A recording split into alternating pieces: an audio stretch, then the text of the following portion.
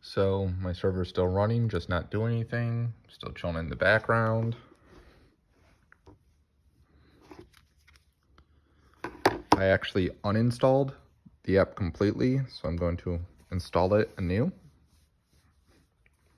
Just as the ultimate test of trying to clear out every single remaining bit of what could possibly get me in this state where I cannot set any settings or configurations without that pop-up interrupting me or allowing me to proceed with the live stream.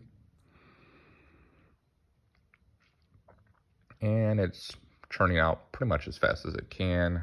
As you can see, GoPro's all ready to go. Battery's getting low, my battery's getting low, but we're gonna just keep on proceeding. Installing, twirling my thumbs. Cool. Installed, open. I'm gonna go back to this thing, preferences, connection. Oops. Preferences, connections, connect device, GoPro app. Yes, I have a GoPro. Pair my GoPro. Connect a camera. Sure, you can have whatever permissions you want. Don't care.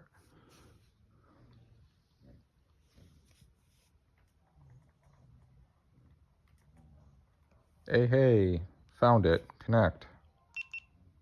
Connection successful. Again, this is with a brand new install of the GoPro app. And that is the only thing within my environment that has changed. My server is currently running. It's all set up to do the loopback so that I can view it in real time.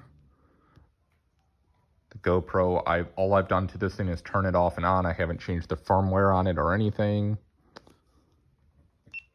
Set up live, other RTMP, boom, something went wrong.